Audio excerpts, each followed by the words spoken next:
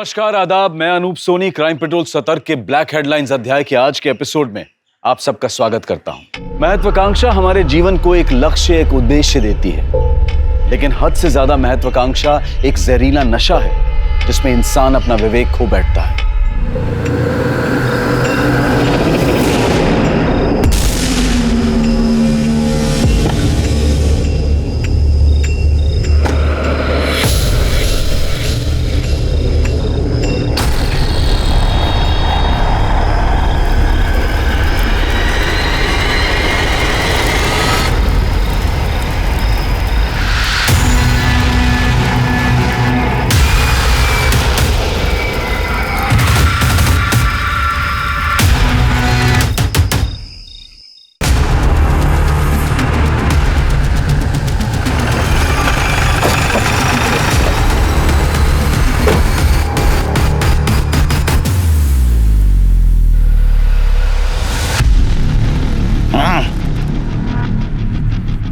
लगता है शिरके 12 घंटे हो चुके हैं बॉडी को जलाकर। सर, बॉडी के पास ये आधा जला हुआ सैंडल मिला है और बॉडी की हाइट और स्ट्रक्चर देखकर लगता है किसी फीमेल की बॉडी है। सर, ऐसे डिजाइन वाले सैंडल ज्यादातर कम उम्र की औरतें पहनती हैं। सर, बॉडी के पास ये पेट्रोल कैन मिला है, कट है, और ये लाइटर भी था।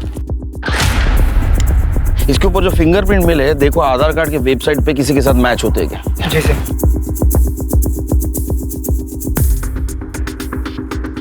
गाड़ी किसकी पता चला शिरके? सर, हो सकता है कि विक्टिम की हो। आसपास मैंने लोकल्स में पूछताछ की है, लेकिन वो नहीं पहचानते किसकी गाड़ी है। गाड़ी के पेपर्स, लाइसेंस कुछ मिला? नहीं सर, ऐसा तो कुछ नहीं मिला। एक फोन मिला था, कटे, लेकिन ये फोन बंद है सर। इसको टेक्निकल टीम के पास भेज दो और गाड़ी के नंबर से आरटीओ से पता लगाओ ये गाड़ी किसके नाम रजिस्टर है। ठीक है सर। आसपास के पेट्रोल पंप में पूछताछ करता हूँ, हो सकता है कि पेट्रोल वहीं से खरीदा गया। बॉडी को ऑटोप्सी के लिए भेज दो। ठीक है सर। एक्शन! पिघलता मक्खन, टेक 1। त्रिलोकी, कैमरा पैन करो। Very good, very good. Personal लगना चाहिए, mind blowing. Cut. Raghu ready? Action! Raghu, चल के आओ। देखो तुम्हारे सामने लड़की है। देख के रुक गए तुम। तो साइकिल से उतरा और उतर के लड़की के पास आ रहे हो। लड़की के ऊपर तुमने पानी फेंका। अभी तुम दोनों एक दूसरे को किस करने जाओ। Mind blowing. कट। अरे, साबुन का सेटअप तैयार करो। इंटरनेट ने पूरी दुनिया की तस्वीर को बदल कर रख दिया है और इसका भारी असर एंटरटेनमेंट इंडस्ट्री पर भी दिखाई दे रहा है, जिसकी पैदावार है नए सोशल मीडियाज और डिजिटल स्पेसेस, जिसमें कुछ कहानी कंटेंट को छोड़कर सिर्फ अश्लीलता परोसते हैं।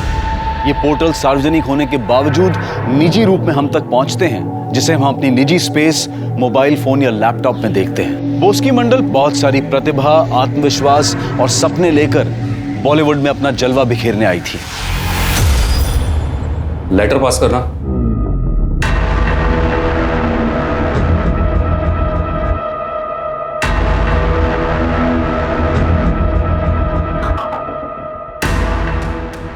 रुपेश, तुम क्या कास्टिंग कोऑर्डिनेटर हो यार? हाँ, ये कैसी लड़कियों को बेचते हो?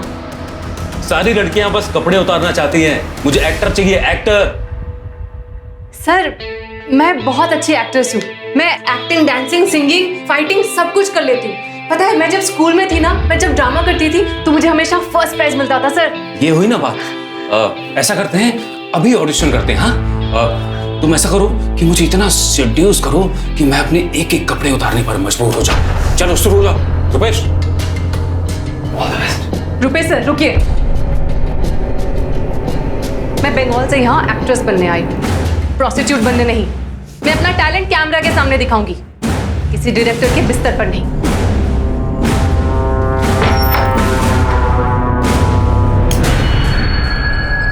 ए बोस्ती, ये आशीष लाल कोई छोटा मोटा डायरेक्टर नहीं है। मोबाइल सीरीज की दुनिया का बहुत बड़ा नाम है वो। यहाँ सब लोग ऐसे बात करते हैं, और तूने तो कहा था कि एक्ट्रेस बनने के लिए तो कुछ भी करने को तैयार है। हाँ, मैं कुछ भी करने को तैयार हूँ, लेकिन मर्यादा के साथ। जितने खुले कपड़े और खुले विचार होंगे, उतना ही ज्यादा अच्छा काम मिलेगा और उतना अच्छा दाम मिलेगा। यहाँ नहीं करना मुझे ये सब।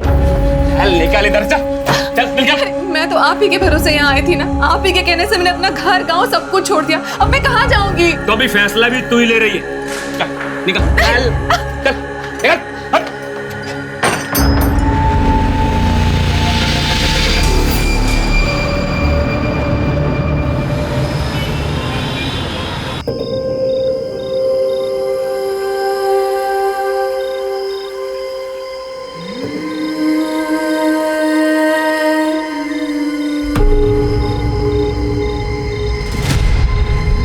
भैया एक वड़ा पाव दीजिए ना।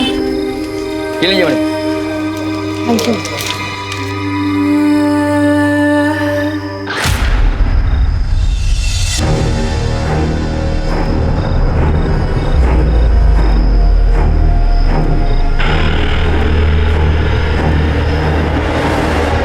ए लड़की रुक रुक रुक, पैसा दे पैसा दे। अरे रुक, पैसा दे।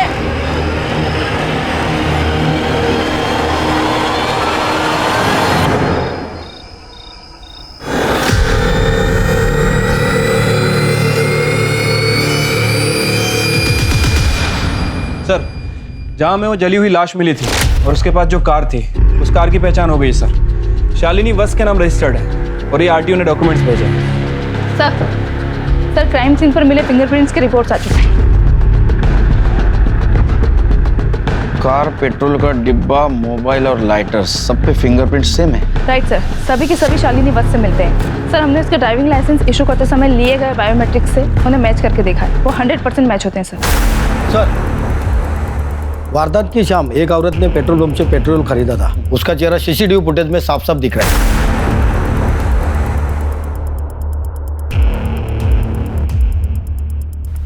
ये तो शालिनी है। इस पेट्रोल पंप वाले को अरेस्ट क्यों नहीं किया? सर वो बोल रहा था कि रात का टाइम था और वो औरत भी उनके सामने बहुत गिड़गिड़ा रही थी, इसलिए उन्होंने पेट्रोल दे दिया। सर कार में जो फोन मिला था वो खुल चुका है, इसमें एक सेल्फी वीडियो भी है सर। मम्मी, सुमित भैया, अभिनव, प्लीज मुझे माफ करना। मैं आग लगा कर जान देने जा रही हूँ। जिस किसी को भी मेरा ये फोन मिले प्लीज पुलिस को दे देना। मैं अपनी मौत की जिम्मेदार खुद हूँ। सर ये तो आत्महत्या का केस है। सिंपल सा है, शालिनी पेट्रोल पंप पे गई, वहाँ से पेट्रोल खरीदा, उसके बाद वो सुनसान जगह गई जहाँ में उसकी बॉडी मिली। उसने वीडियो बनाया, वीडियो बनाने के बाद मोबाइल कार में रखा, खुद के ऊपर पेट्रोल डाला और खुद को जला लिया। ओपन एंड शट केस है सर।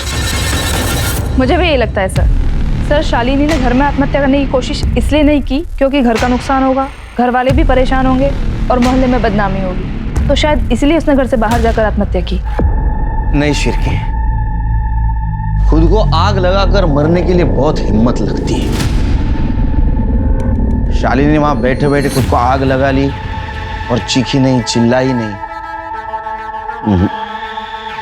मुझे मर्डर लगता है, या तो फिर लाश की पहचान छिपाने के लिए की गई साजिश।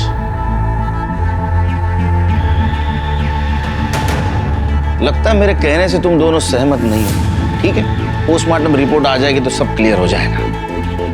फिलहाल एक काम करो, आरटीओ से हमें जो शालिनी का एड्रेस मिला है वहां जाके उसके फैमिली को इन्फॉर्म कर दो और उसके कॉल डिटेल्स और मोबाइल लोकेशन भी निकलवाओ। ठीक है सर।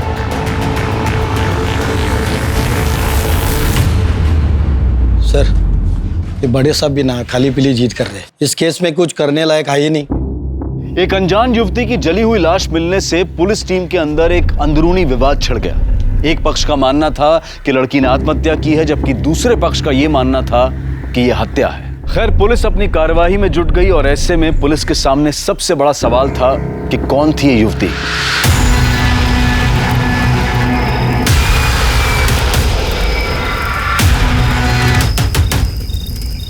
बदनाम Sheela, scene 1 take 3 action cut. Simran, अरे एक दिन के लिए तो अच्छी असिस्टेंट डायरेक्टर बन के दिखा। मेरा मुंह क्या देख रही है? अरे ये हम किसी भक्ति चैनल के लिए नहीं बना रहे हैं। ये तेरे घर पे तेरे पापा, भाई, तू और तेरी माँ अलग अलग कमरे में एक ही समय में देख रहे होंगे। कुछ समझ में आया? अब जाके हीरोइन की स्कर्ट को जरा ऊपर कर।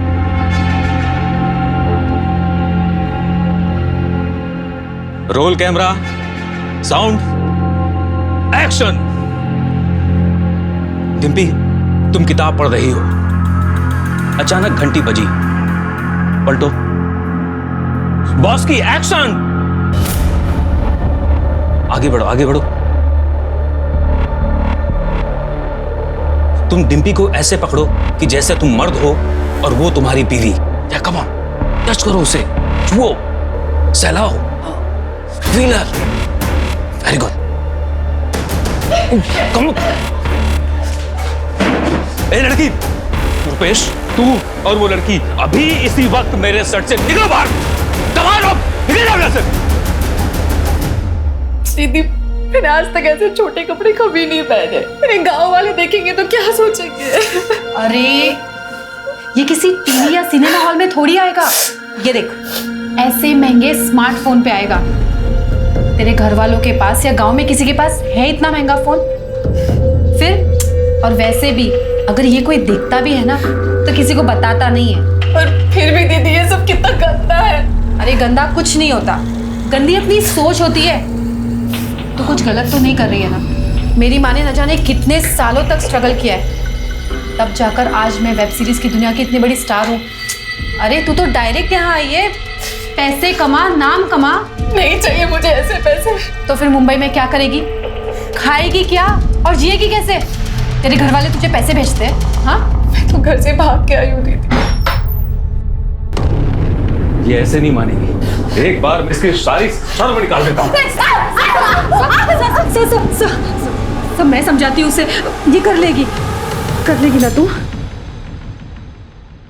बदनाम Sheela, take 3 action. Very good.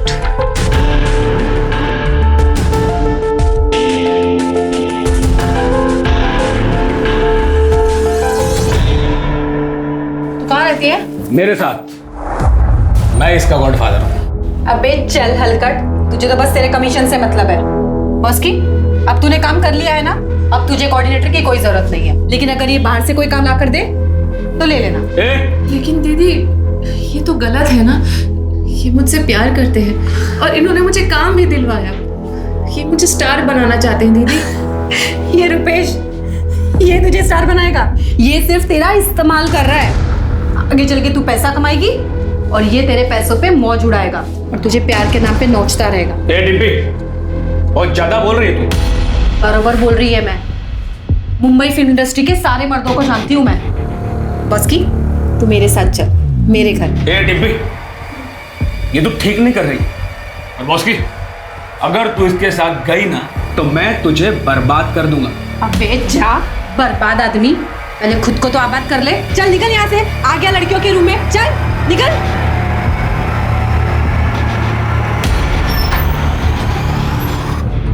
अरे क्या गलती है इसमें यार? जो कुछ भी करा उसने करा होगा।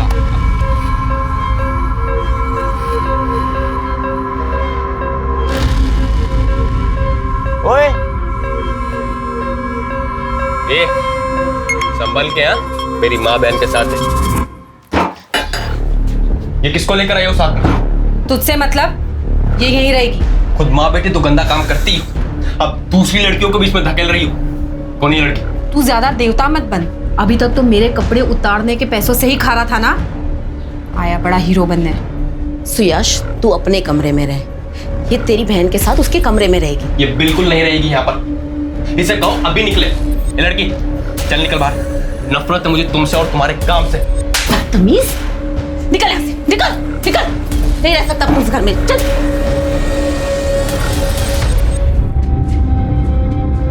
हमें लाश के पैर में ये सैंडल भी मिला है, क्या ये शालिनी का है? ये सैंडल तो शालिनी का है, शालिनी है।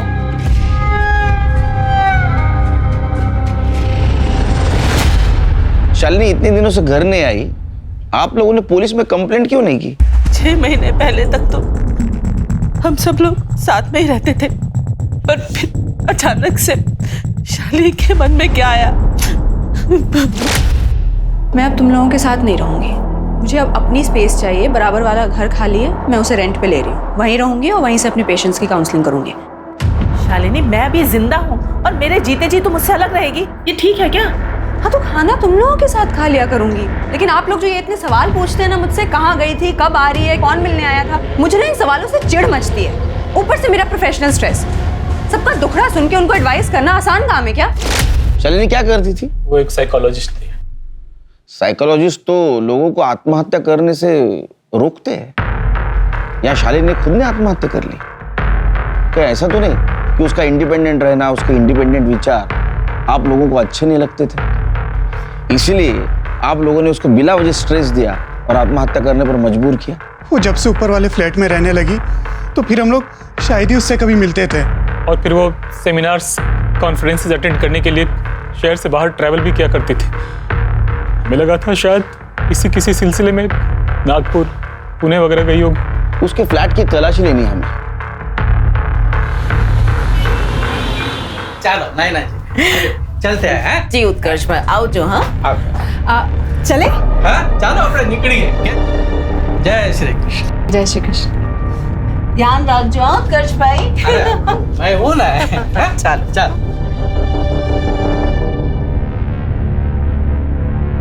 डिम्पी को लेकर फिल्म बना रहे हैं। अगली बार आएंगे ना, मैं तुम्हारे लिए भी बात करूंगी।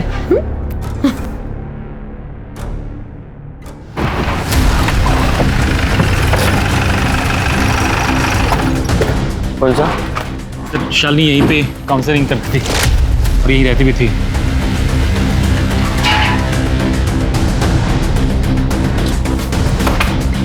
करड़े सर्च करो रूम में।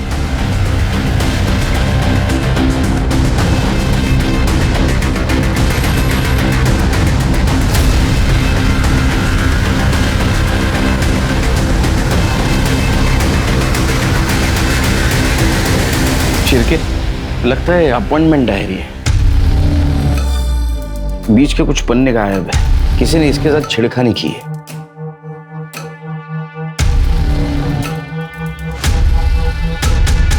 चिरके शायद शालिनी को पेज पर दबाकर लिखने की आदत थी। ये देखो, मिसिंग पेज की हैंडराइटिंग नेक्स्ट पेज पर उभर कर आई है। एक काम करो, इसको हैंडराइटिंग एक्सपर्ट के पास भेजो और ये नाम रिकवर होते हैं क्या देखो। सर ये जो मिसिंग पेजेस हैं, ये शालिनी के सुसाइड के पहले क्या? सुसाइड नहीं, मर्डर।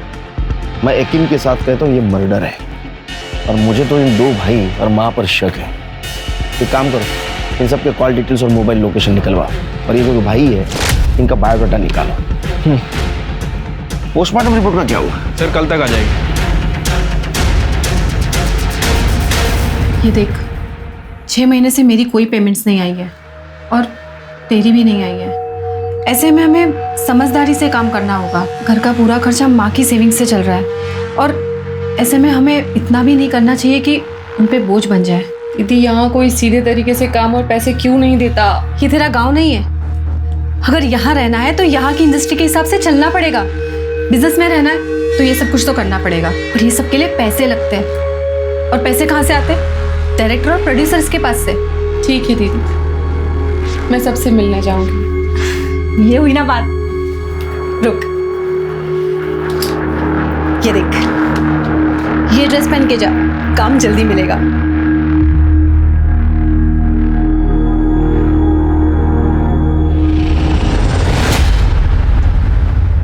सर के साथ बात करता हूँ। सर, शालिनी वत्स की पीएम रिपोर्ट। विंड पाइप में क्रैक्स है और लंग्स में स्मोक के ट्रेसेस। मर्डर। सिर्फ ये मर्डर है। मतलब शालिनी गाड़ी से पेट्रोल लेकर जरूर आई, उसको किसी ने गला दबा के मार दिया। सिरके, इसीलिए तो बॉडी फ्लैट जमीन पे पड़ी थी। हाँ, तो अब तुम मुझे पिलाओगे 4 चम्मच शक्कर वाली चाय? हाँ सर बिल्कुल, लेकिन सर बॉडी में 3 महीने के फीटस के ट्रेसेस भी मिले हैं। सर कहीं ये मर्डर का मोटिव तो नहीं? हो सकता है उसके बॉयफ्रेंड ने उसको मारा होगा क्योंकि उससे शादी नहीं करना चाहता था। या ऐसा भी हो सकता है कि शालिनी प्रेग्नेंट होने के बाद उसने उसके बॉयफ्रेंड के ऊपर प्रेशर डाला होगा शादी के लिए। या तो ये ऑनर किलिंग का मामला भी हो सकता है, उसके भाइयों ने मारा होगा उसको। फैमिली के बारे में पता किया? हाँ सर, फैमिली मेंबर्स के कॉल रिकॉर्ड चेक किए हैं और सर पता चला है कि उनकी फाइनेंशियल स्टेटस काफ़ी ख़राब है। बड़े भाई का जो भी बिजनेस था वो डूब चुका है और छोटे भाई की जो भी सेविंग थी सब ऑनलाइन बेटिंग में जा चुकी है। आए दिन लेनदार आते रहते हैं उसके घर में। तो सिर क्या क्लियर है? इसका मतलब भाइयों के पास मर्डर का डबल मोटिव है। उसके बॉयफ्रेंड के बारे में पता करो और फैमिली से पूछताछ करो। क्या वो 3 महीने के पेट से थी। ये जरूर उस बुढ़े डॉक्टर अनिल नागराज की करतूत होगी। मेरी शालिनी। अनिल नागराज कौन है? सर वो एक डॉक्टर है, काम के सिलसिले में शालिनी मिलती थी उनसे। उम्र में दुगने हैं शालिनी के और उससे शादी करना चाहते थे। जी हाँ, ये सच है कि मैं शालिनी से प्यार करता था और मैं उससे शादी भी करना चाहता था। फिर मुझे उसकी कई बातों से ये एहसास हुआ कि वो बहुत ही सेल्फिश और चालाक हो रहा था। अनिल, मैं और तुम एक ही क्लिनिक से ऑपरेट करते हैं ना, तो कितना कमाल का बिजनेस होगा ना अगर मैं उन्हें काउंसलिंग दूं और तुम उन्हीं पेशेंट्स को मेडिसिन प्रिस्क्राइब करना। बिल्कुल हो सकता है, कोई ऐसे में मेरा लोड कम हो जाएगा और क्लिनिक के जो एक्सपेंसेस हैं वो भी हम 50-50 आपस में शेयर कर लेंगे। एक्सपेंसेस? एक्सपेंसेस क्यों? मेरे आने से तुम्हारा धंधा बढ़ेगा ही। बिल्कुल नहीं, इनफैक्ट तुम्हारे पेशेंट बढ़ेंगे। माय डियर, ये अमेरिका नहीं है, ये इंडिया है और यहाँ पर लोग ना काउंसलिंग से ज़्यादा गोलियों पर विश्वास करते हैं। एक काम करते हैं, मैं तुम्हारी सारी शर्तें मान लूँगा, बस तुम मुझसे शादी कर लो। जब हम दोनों आपस में रिलेशनशिप में होंगे तो फिर ये लेन देन आड़ा ही नहीं आएगा ना। मैं सब कर सकती हूँ, शादी नहीं कर सकती। मैं उसकी मंशा समझ चुका था कि वो मुझे सिर्फ घुमा रही है। अच्छा, कहीं ऐसा तो नहीं कि आप हमें घुमाने की कोशिश कर रहे हैं और आप जो बोल रहे हो सब कुछ उससे उल्टा है? मतलब आपने शालिनी को शादी के झांसे देकर उससे संबंध बनाए रखे, वो प्रेग्नेंट हो गई, उसने शादी की मांग की तो आपने उसको मार दिया और सब कुछ ऐसी प्लानिंग की कि लोगों को लगे ये सुसाइड केस है। देखिए इंस्पेक्टर साहब, मैंने ना तो शालिनी को मारा है और ना ही मैंने उसे प्रेग्नेंट किया है। यहाँ तक कि पिछले 6 महीने से मैं उससे मिला तक नहीं हूँ। अब चाहे तो मेरी कॉल रिकॉर्ड चेक कर सकते हैं। वो तो चेक करेंगे, लेकिन आपके हम डीएनए टेस्ट भी करवाएंगे। इनको हॉस्पिटल लेके जाओ।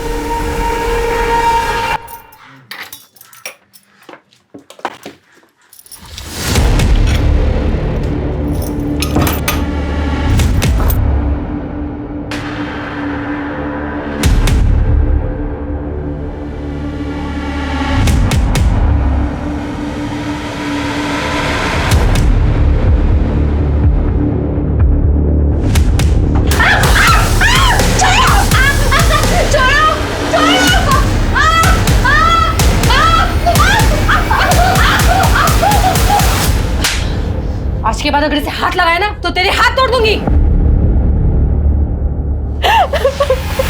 Thank you sir.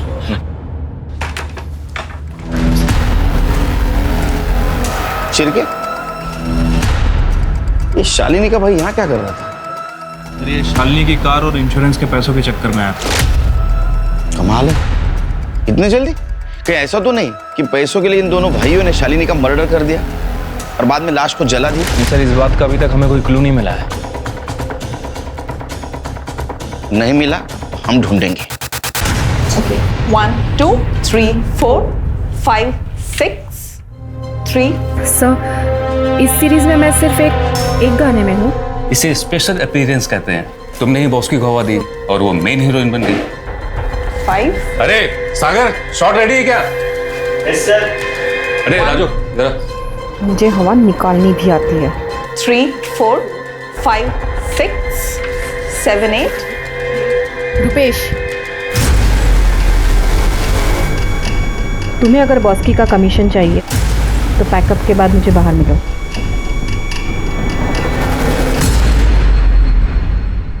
समय के साथ साथ बोस्की ने अपने सपनों के साथ समझौता कर लिया और वो ग्लैमर की इस नई दुनिया में रम गई और अब मुंबई की ये ग्लैमर भरी दुनिया ही उसका वर्तमान और भविष्य बन गई। और सिर्फ 6 महीनों में वो अपने गांव, अपनी भाषा, अपने संस्कारों से कट गई और फिर अचानक एक दिन लापता हो गई। क्या नाम बताया आपने? बोस्की मंडल। सर ये देखिए, मोबाइल सीरीज में काम करती थी। जी सर, मैं कास्टिंग डायरेक्टर हूँ। इसका काम मैं ही देखता था। आप ही के साथ रहती थी? जब गांव से आई थी तब मेरे साथ रहती थी। उसके बाद एक एक्ट्रेस है डिम्पी, उसके साथ रहने लगी। हो सकता है अपने गांव चली गई हो। कोई चांस नहीं है सर, अपने गांव जाएगी तो घर वाले घर के अंदर घुसने नहीं देंगे। नहीं गई होगी, यहाँ अच्छा काम मिल रहा था उसे। आपने उसकी फ्रेंड डिम्पी के यहाँ पे पता किया? मैं गया था तो उसके घर पर ताला लगा हुआ था। मेरा फोन भी नहीं उठा रही है। सर, ये लड़की बॉस की मंडल मोबाइल सीरीज में काम करती है, मिसिंग है और फोन भी बंद आ रहा है। इसके कनेक्शन में जितने भी लोग हैं उनसे पूछताछ करो, उनका नंबर सर्वेलेंस पे डाल दो और इस लड़की के कॉल डिटेल्स और मोबाइल लोकेशन निकाल रहा हूँ। ठीक है सर। फालतू की नाटक करते रहते। Police police police.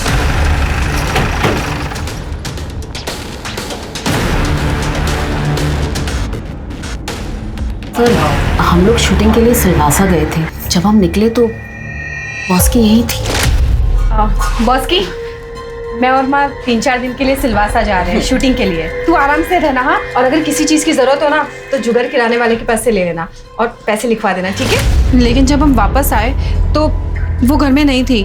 हमने बॉस की के कांटेक्ट में और हमारे कांटेक्ट में सभी को फ़ोन लगाया, लेकिन उसका कुछ पता नहीं चला। बाद में रुपेश ने बताया कि वो पुलिस स्टेशन गया था। आशीष लाल की नई मोबाइल सीरीज में बॉस की मंडल ने डिम्पी को रिप्लेस किया, क्या ये? सर ये लोग तो लाइक्स और सब्सक्राइब्स के लिए कुछ भी छापते हैं। बॉस की तो मेरे घर में मेरी बेटी की तरह रहती थी। बेटी की तरह थी और डिम्पी से आगे बढ़ने लगी, तभी आप दोनों ने उसे गायब कर दिया और अब सिलवासा का बहाना बना रहे हो। सर मैं अपने प्रोडक्शन का और होटल का नंबर और एड्रेस दोनों दे देती हूँ, आप वहाँ से पता कर सकते हैं। मैडम वो तो हम पता करेंगे ही। कर दे, इनसे डिटेल्स लेके क्रॉस वेरीफाई करो। सर इस घर में और कौन रहता है? मेरा बेटा सुयश। कहाँ है वो? बॉस की मंडल कहाँ है? मुझे नहीं मालूम। मैं तो आई और ताई के जाने के बाद अपने दोस्तों के साथ गणपति फूले गया हुआ था। मेरे दोस्त बाहर ही खड़े, आप उनसे पूछ लीजिए। बॉस की मंडल के साथ मोहल्ले में कोई छेड़खानी की वारदात तो नहीं हुई? कहीं ऐसा तो नहीं कि मोहल्ले में से किसी ने उसे किडनैप करके रखा? नहीं सर, हमारा मोहल्ला थोड़ा वैसा है, लेकिन ऐसा कोई नहीं कर सकता। कमरा कौन सा है उसका? कोई फोन वगैरह मिला? नहीं सर।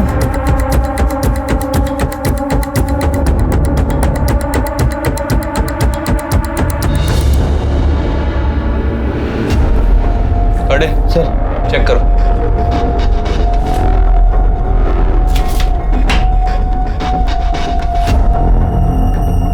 सर ये देखिए, बॉस की मंडल के नाम से मेडिकल फाइल।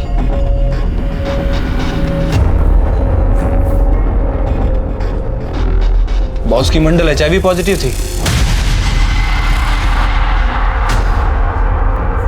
सर उसने कभी बताया नहीं। इस बारे में मुझे भी कुछ नहीं पता सर। जैन सर। जय। अच्छा शालिनी वॉच केस में कुछ अपडेट? सर DNA रिपोर्ट और हैंडराइटिंग एक्सपर्ट की एनालिसिस का इंतजार है। बॉस के मंडल केस का कोई अपडेट? सर बॉस के घर पे फोन नहीं मिला है और उसके कॉल रिकॉर्ड्स भी क्लियर है, लेकिन सर उसके घर पे एक पैथोलॉजी लैब की रिपोर्ट मिली है जिसमें ये मेंशन है कि वो HIV पॉजिटिव है। तो मुझे लगता है कि शायद इसी वजह से वो कहीं चली गई है। उसके नेटिव प्लेस पूछताछ की? हाँ सर, वेस्ट बंगाल में वहाँ की लोकल पुलिस गई थी। सर उसके माता पिता का कहना है कि जब से बॉस की घर से गई है ना तो उसने कभी घर पे फोन किया और ना ही कभी घर आई है। शिरकी एक काम करो, उसके कनेक्शन में जितने भी लोग हैं उनके कॉल रिकॉर्ड क्रॉस चेक करो और क्वेश्चनिंग शुरू कर दो। हमने बॉस की मंडल और तुम्हारे कॉल रिकॉर्ड्स चेक किए हैं। तुम्हारी और बॉस की फोन पर बहुत लंबी लंबी बातें होती थी और इस वक्त वो मिसिंग है। कहाँ है बॉस की मंडल? सर मुझे नहीं पता बॉस की कहाँ है। हाँ मेरी उससे बातचीत होती थी क्योंकि मैं उसका गॉडफादर हूँ। मैंने उसे पहला ब्रेक दिया था।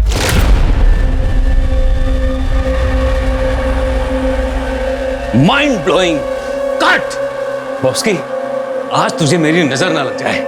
आज तू बहुत अच्छा काम कर रही है, सच में बहुत अच्छा काम कर रही है। Thank you sir. सर आप मसाला कॉमेडी फिल्म बनाइए ना, मैं आपके लिए उसमें एकदम फ्री में काम करूंगी। अरे ऐसी फिल्में मुझे देगा कौन?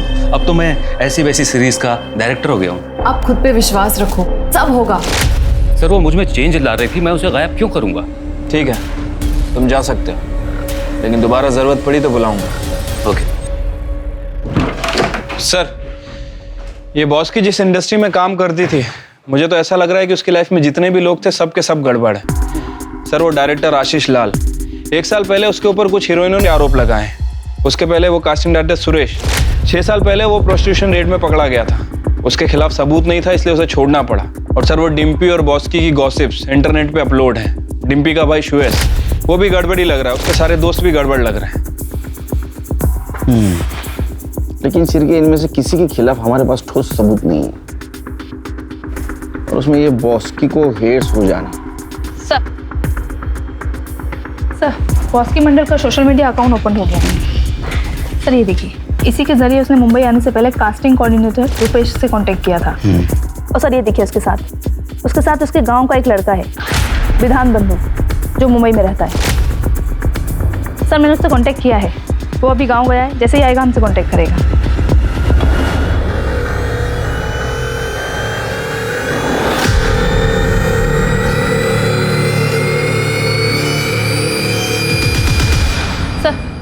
हैंडराइटिंग एक्सपर्ट की रिपोर्ट आ चुकी है। शालिनी वत्स की अपॉइंटमेंट आई से फटे हुए पेजेस में से ये 8 नाम रिकवर हुए। अरे इसमें तो बॉस्की का भी नाम है।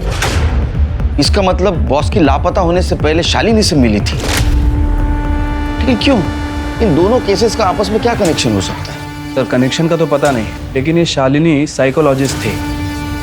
कहीं ऐसा तो नहीं कि बॉस्की उसके पास किसी काउंसलिंग के लिए गई थी? तो फिर अपॉइंटमेंट के डायरी में उसका पेज क्यों फटा था? कुछ तो भी गड़बड़ है शेर के। सर ये डीएनए दो। डॉक्टर अनिल का डीएनए शालिनी के फीटस के डीएनए से मैच नहीं हुआ, और डॉक्टर के रूटीन चेकअप में भी शालिनी के फीटस का डीएनए शालिनी की मां से भी मैच नहीं हुआ। ऐसे कैसे हो सकता है? और तुम दोनों तो कह रहे थे ये ओपन एंड शट केस है, शालिनी ने सुसाइड किया है। ऐसा नहीं है शिरके, हमें कुछ दूसरा रास्ता अपनाना होगा।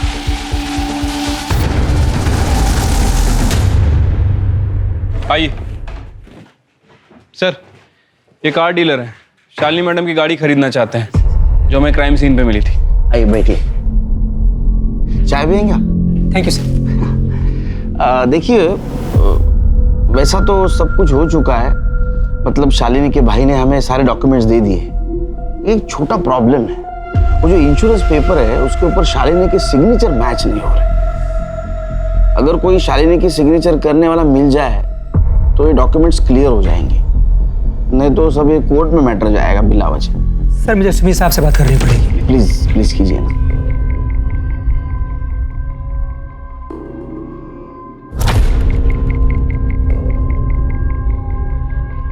सर वो कहने हो जाएगा। गुड। मुझे मेडालियन बुलाया है। जाइए जरा कीजिए ना इतना please. Ji sir.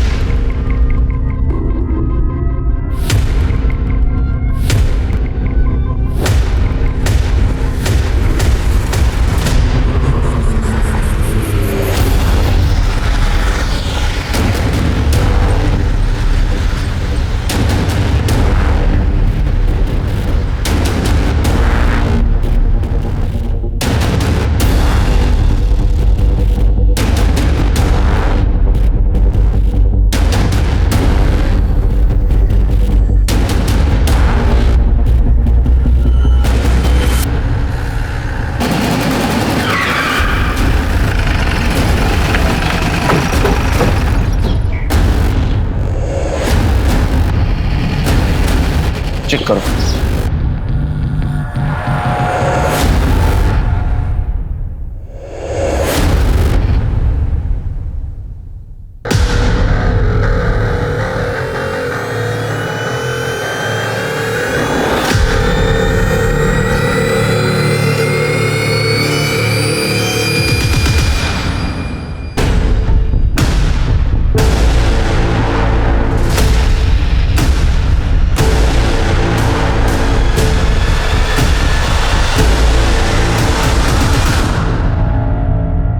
Shalini Vatsa,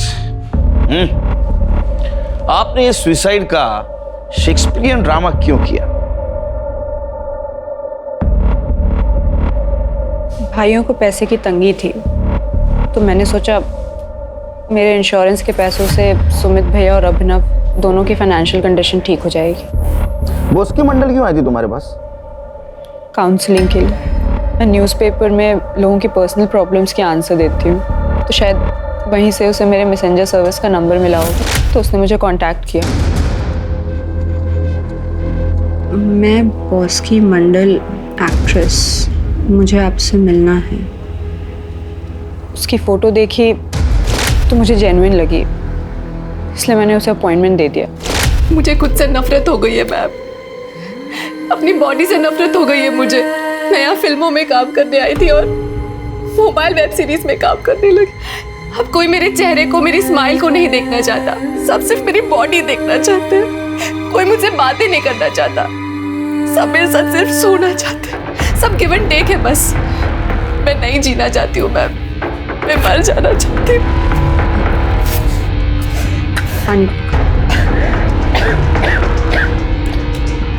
Bosky, तुम्हें उन लोगों को कन्फ्रंट करना चाहिए। कोई फायदा नहीं है मैम, यहाँ सब मोटी चमड़ी है।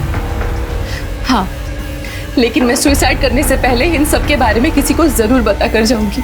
कोई जो मेरा अपना हो, जो मुझे समझे, मुझे जज ना करे। उसने आपको कुछ बताया? नहीं। उसका हुआ क्या? अरे ऐसा मत देखिए, हमें सब पता है। हाँ, आप सिर्फ बोलते जाइए। सर वो मरना चाहती थी। मैंने उससे कहा कि जिंदगी को एक और मौका दो। बॉस्की, एक काम करते हैं, 2 दिन के बाद कहीं बाहर मिलते हैं, खुली हवा में बात करेंगे, ठीक है? एक काम करो, 2 दिन के बाद 8 बजे मेरे बताए एड्रेस पे आ जाना, ठीक है? और वहीं ये दवाई खा लेना। मैं 5 मिनट बाद तुमसे मिलूँगी, ठीक है? जी मैम, पर मिलना कहाँ है? मैं तुम्हें एड्रेस देती हूँ। 8:05 पे मैंने उसे वहां बुलाया।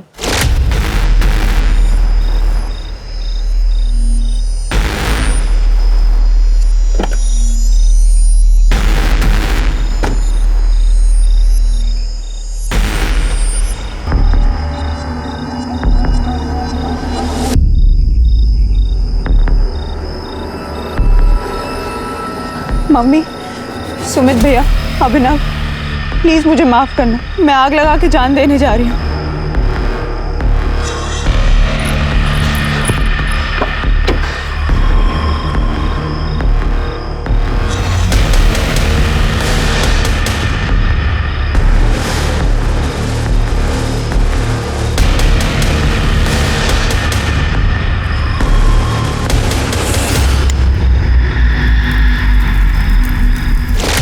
किरत, तुमने नहीं मारा बॉस्की को। उसका पोस्टमार्टम रिपोर्ट है हमारे पास। उसका पेट एम्प्टी था, तुम्हारे गोली से नहीं मरी। What? और ये कैसे पॉसिबल है? मैंने बॉस्की को नशे की इतनी हैवी डोज दी थी, उसकी मौत डेफिनेट थी। लेकिन तुमने जो गोली दी थी वो लेने से पहले ही उसको किसी ने मार दिया था, गला दबाकर। उसके विंड पाइप में क्रैक्स मिले हमें पोस्टमार्टम रिपोर्ट में। मतलब मेरी बॉडी को सिर्फ जलाया, मारा नहीं? फिर भी तुम्हें अरेस्ट करना होगा।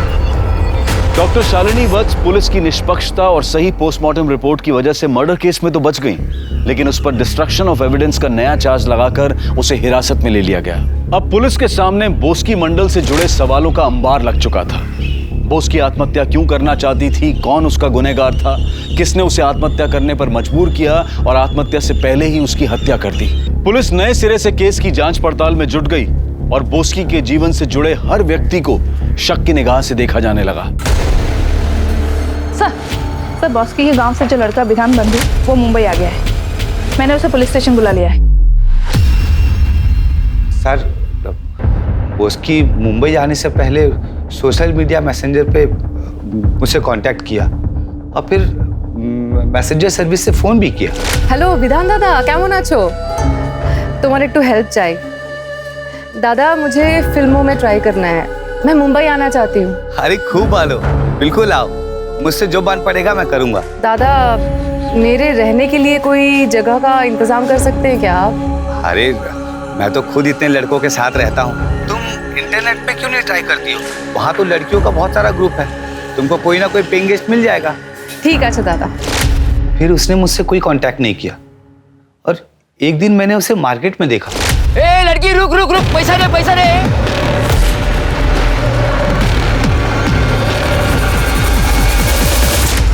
फिर बोस्की ने कहा मुझे गांव ले चलो।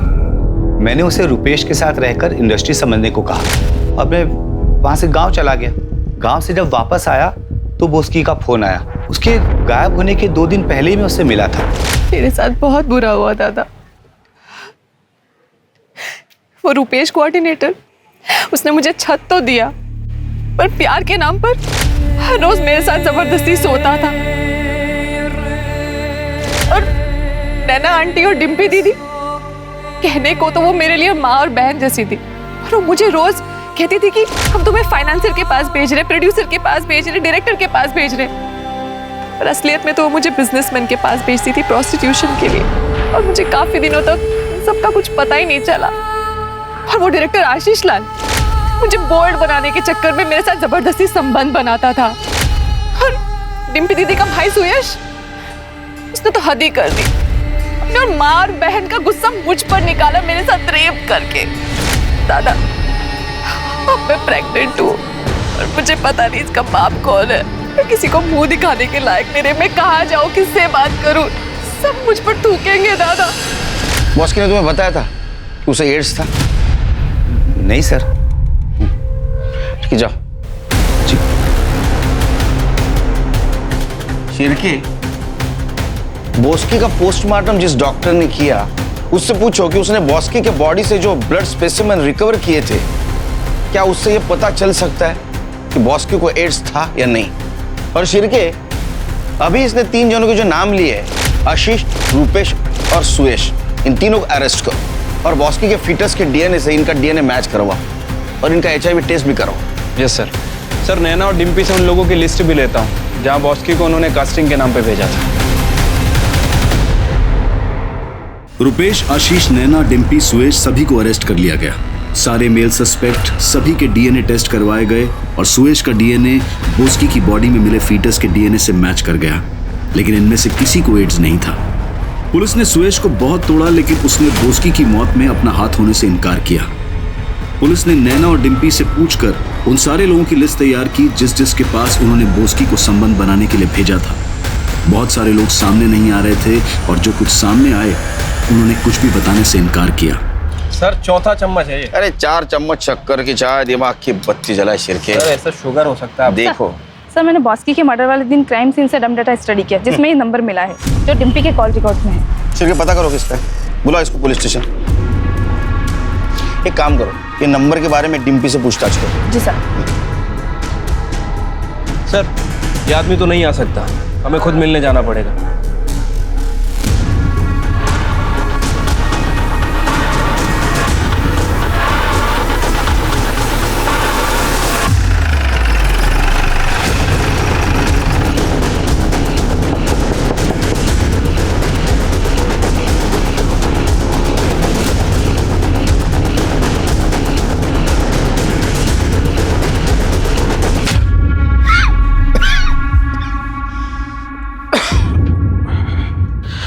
सॉरी, तुमने तकलीफ है, आपको यहाँ आना पड़ा।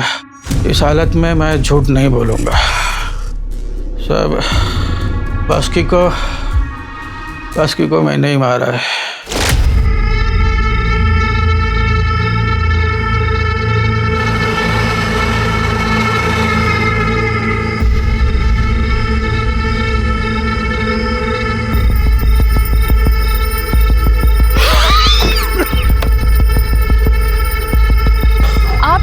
हाँ, मैं तेरे कारण मैं रोज मौत से लड़ रहा हूँ। मैं तुझे जिंदा नहीं छोड़ूंगा। क्यों मारा? क्योंकि नैना ने मुझे बॉस्की के साथ सुलाया था, जिसके वजह से मुझे ये एड्स हो गया। आपको इतना कंफर्म कैसे पता बॉस्की को एड्स था? क्योंकि डिम्पी ने बॉस्की के लैब रिपोर्ट्स दिखाए थे। मैम, एड्स मुझे है, मैं HIV पॉजिटिव हूँ। रिपोर्ट्स निकालते वक्त मुझे बहुत डर लग रहा था, इसलिए मैंने रिपोर्ट्स बॉस्की के नाम पर निकलवाए। उत्कर्ष जी को जब HIV पॉजिटिव हो गया तो वो पूछते हुए मेरे पास आए। मैंने भी बॉस्की के नाम के रिपोर्ट्स उन्हें दिखा दिए। उन्हें लगा कि उन्हें HIV पॉजिटिव बॉस्की की वजह से हुआ है। बॉस्की के PM रिपोर्ट के हिसाब से उसे एड्स नहीं था। फिर हमने डिम्पी का HIV टेस्ट करवाया तो उसे एड्स है। क्या? डिम्पी के कहने पर मैंने बॉस्की को मार दिया? आप अपने पापों की सजा भुगतो, रहे बॉस्की के गुनहगार, उन्हें कानून सजा जरूर देगा। जिस तरह अपने जीवन में सतर्कता बरतने की जरूरत होती है, उसी तरह से काम करते वक्त भी सतर्कता बरतना जरूरी होता है। अपने काम में कुशल होने से ही आपको जीवन में सफलता मिलेगी। देखते हैं हमारे आज के एपिसोड की दूसरी कहानी। नमस्कार, आदाब। मैं अनूप सोनी क्राइम पेट्रोल सतर्क के ब्लैक हेडलाइंस अध्याय के आज के एपिसोड में आप सबका स्वागत करता हूं। चाह कुछ करने की, कुछ बनने की, सुनहरे भविष्य की, प्यार भरे जीवन की। चाह एक ऐसा शब्द है जो सकारात्मक भी है और नकारात्मक भी। चाह अगर सकारात्मक है तो ये जीवन को नई राह दिखाती है, उसे खुशियों से भर देती है, और अगर नहीं तो ये जीवन को तबाह भी कर सकती है। इंसान उसे पाने की जिद में ना सिर्फ अपने आप को बल्कि अपने आसपास के लोगों को भी तबाह कर देता है। आज का ये केस भी ऐसी ही चाह से जुड़ा है जिसने कई जिंदगियां बर्बाद कर दी, सुखी और संपन्न परिवारों को जलाकर राख कर दिया।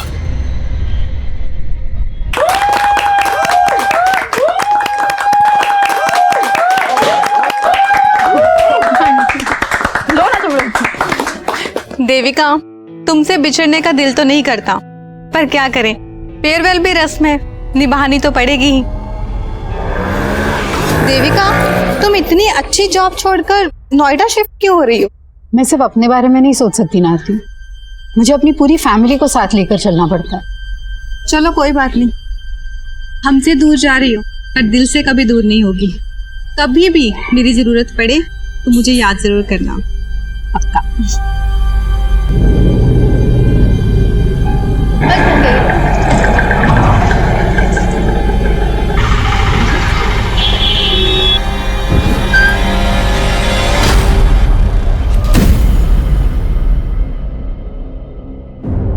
रिया, ये क्या कर रही हो? सामान क्यों फाड़ रही हो?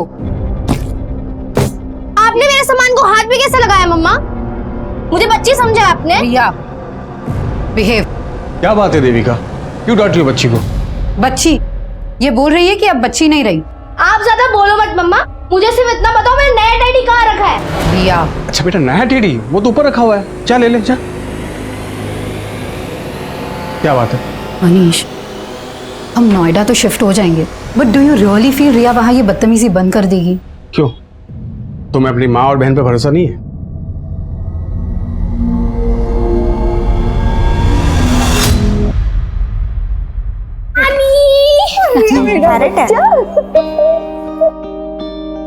कैसी हो माँ? खुश रहो, नमस्ते बोलो। खुश रहो, खुश रहो।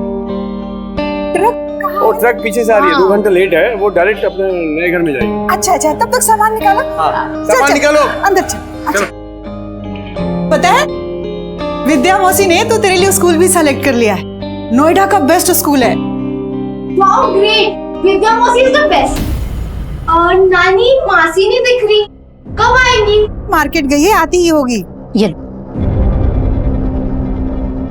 अरे रिया, हाथ नहीं धोए तो कम से कम सेब धो लेती। Welcome everybody. आ गई विद्या मौसी। ये देखो रिया, मैं आपके लिए क्या लेकर आई हूँ। थैंक यू सो मच मासी। इतनी एक्सपेंसिव गिफ्ट्स देकर क्यों उसे बिगाड़ रही हो? कम ऑन दीदी, ये देखो, मैं तो आपके पति को बिगाड़ने का सामान भी लाई हूँ। दिस इज फॉर यू जीजा जी। अरे वाह, थैंक यू। कम ऑन दीदी, अब खुशी के मौके पर मुंह मत बनाओ। वैसे ही देखो, आपके लिए भी कुछ लाई हूँ।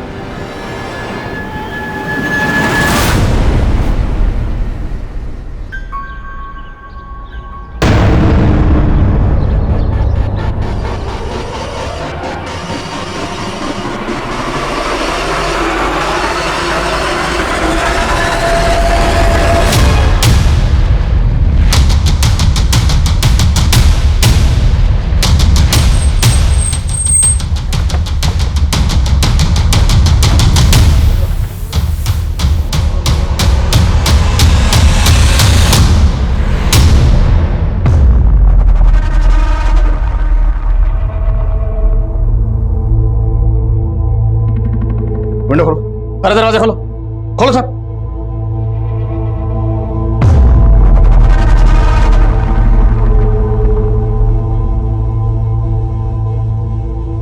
तो गैस सिलेंडर का नॉब तो ऑन है, शायद गैस खत्म होने की वजह से दोनों बॉडीज पूरी तरह से जल नहीं पाई। बहुत ही ब्रूटल मर्डर सर, दोनों के हाथ पैर बांधे गए।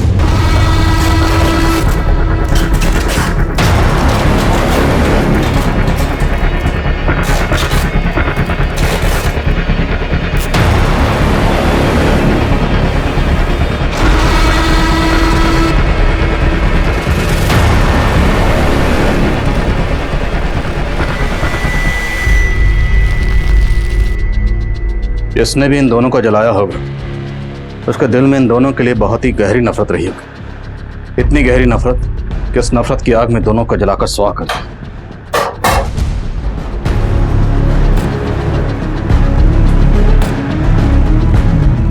इसकी वजह से मेरे भाई की जिंदगी बर्बाद हो गई। इसका भी यही हश्र होना था।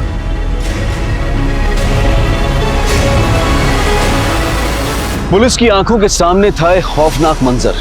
एक औरत और एक आदमी की निर्मम तरीके से हत्या की गई थी। इतनी बर्बरता, इतनी अमानवीय तरीके से हत्या की गई थी कि पुलिस के लिए भी यह दृश्य बचाना आसान नहीं था। और दीवारों पर लिखे हुए अनेक शब्द पुलिस के लिए चुनौती थे, लीड थी, या फिर उन्हें मिसलीड करने की कोई कोशिश। मैम, हमको नहीं मालूम ये आदमी और औरत कौन है। तुम्हारे कहने का मतलब है कि ये दोनों इस घर में नहीं रहते थे? मैम, ये घर तो सालों से बंद था। हम तो खुद हैरान है कि यहाँ लाशें कैसे पड़ी है।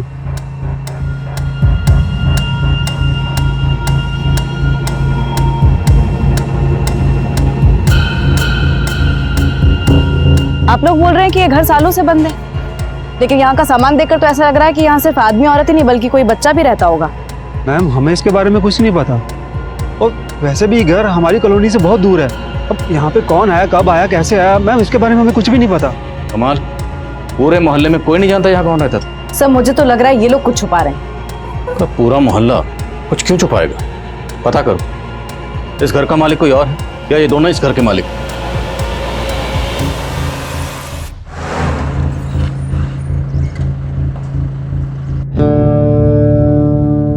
सभी थानों में इंफॉर्मेशन भेज दी गई। सर, ये नरेश सहगल ब्रोकर है। इसी ने वो घर किराए पे दिलवाया था। किसे दिलवाया था? सर, वो एक सिंगल मदर थी सर, अपने इन्फेंट बच्ची के साथ आई थी सर। उस सिंगल मदर का कुछ नाम तो होगा? नाम सर? हाँ, देविका जायसवाल सर। मैडम, एक नंबर प्रॉपर्टी है यहाँ। इतना शांत माहौल कहीं और नहीं मिलेगा इस इलाके में।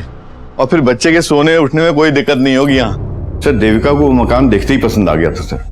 और सर 3 महीने से अपनी बच्ची के साथ वहाँ रहने भी लगी थी। और मोहल्ले वाले तो बोल रहे वहाँ कोई नहीं रहता था। रेंट एग्रीमेंट है तुम्हारे पास? सर, वो रेंट एग्रीमेंट होने ही वाला था सर, लेकिन मकान मालिक को टाइम ही नहीं मिल पा रहा था, इस वजह से। मकान मालिक कौन है? विक्रांत पाठक सर, दिल्ली में रहता है सर। उस मकान का पूरा जिम्मा उसने मेरे ही हाथ में सौंप रखा है।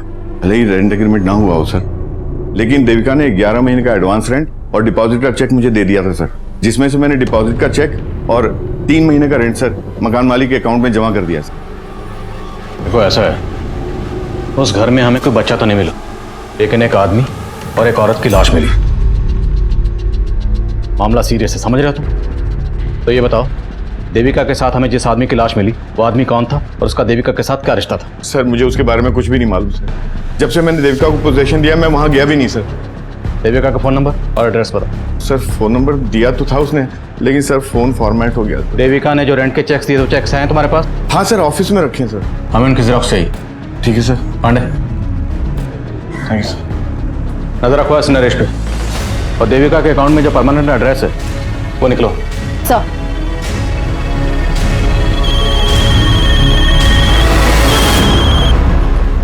हाँ बोलो यादव।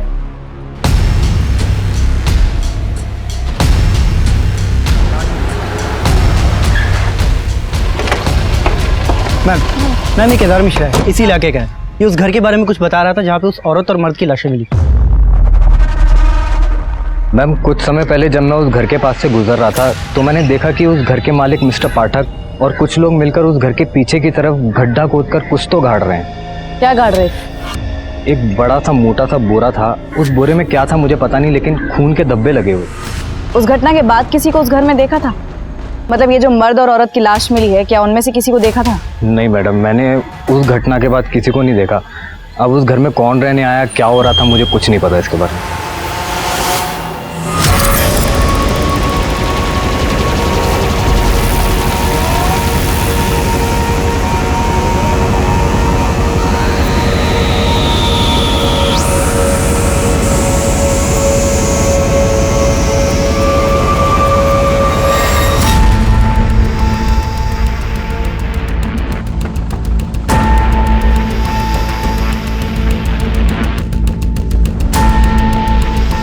तो यही वो जगह है जहाँ केदार ने बोरे को गाड़ते हुए देखा था, लेकिन अभी तक कुछ मिला नहीं। तो ये केदार,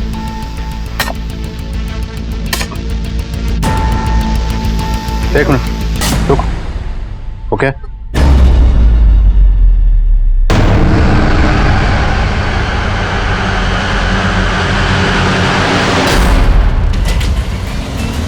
केदार, तूने तो कहा था या तूने मकान मालिक को बोरे में कुछ गाड़ते हुए देखा है?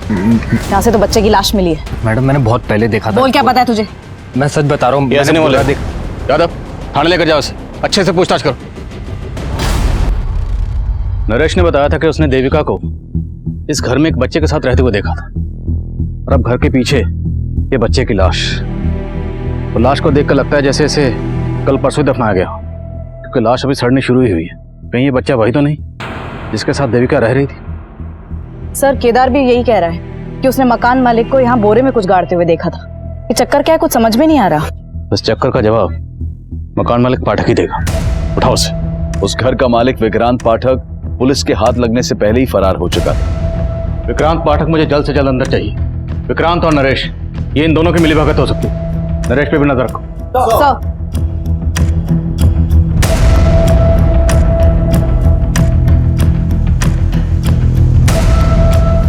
पुलिस विक्रांत को ढूंढने में जुट गई थी। वहीं देविका द्वारा इशू किए गए रेंट चेक्स के जरिए देविका के बैंक अकाउंट की डिटेल सामने आई। सर, देविका की बैंक अकाउंट डिटेल्स में उसका मैरिटल स्टेटस मैरिड था, लेकिन बैंक से उसके पति से जुड़ी कोई भी इंफॉर्मेशन नहीं मिली है। हाँ, परमानेंट एड्रेस जरूर मिला है। तो हो सकता है जिस आदमी की लाश हमें देविका के साथ मिली वो देविका का हस्बैंड हो और वो बच्ची देविका की बेटी। लेकिन सर, देविका ब्रोकर नरेश से झूठ क्यों बोलेगी कि वो सिंगल मदर थी? एड्रेस कहाँ का है?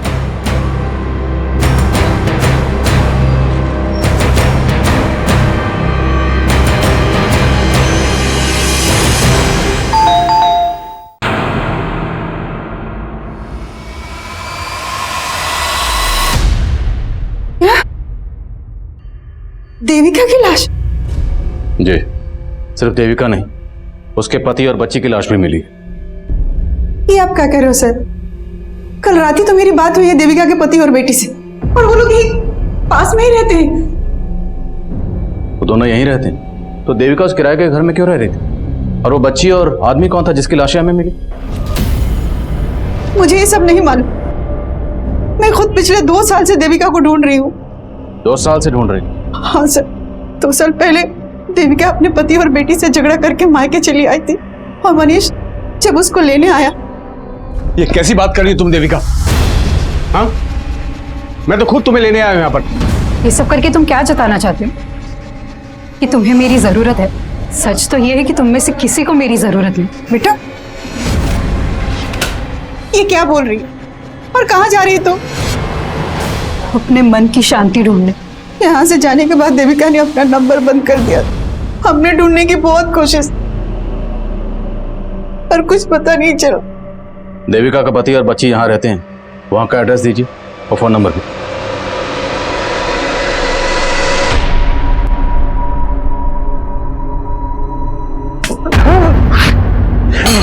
क्या बात है? आप यहाँ पर आराम से सो रहे हो और वहाँ मम्मा, आप मम्मा को वापस कब लेकर आ रहे हो?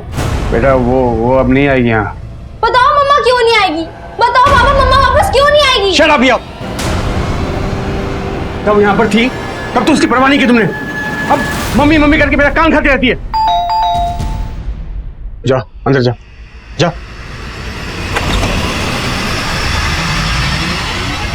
क्या? देविका की लाश? बहुत ही गहरी नफरत निकाली गई। देविका के हाथ पैर बांधकर उसे चूल्हे पर जलाया।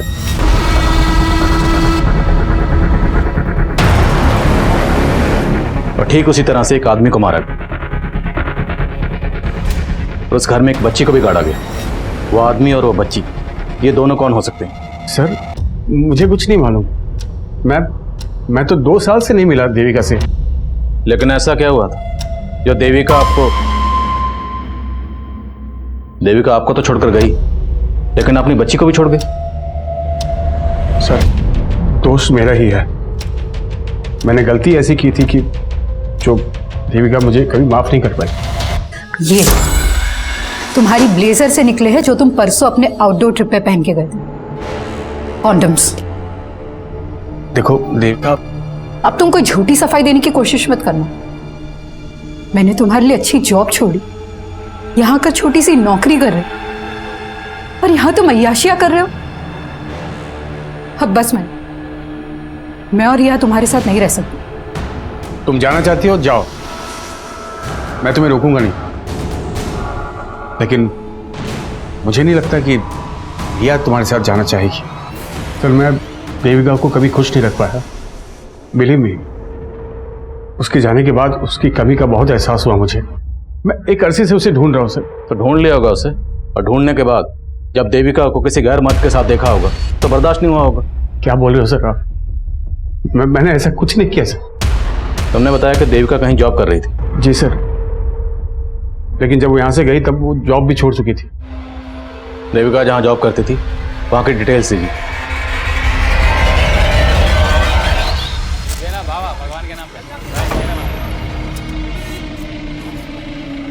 Keep the change.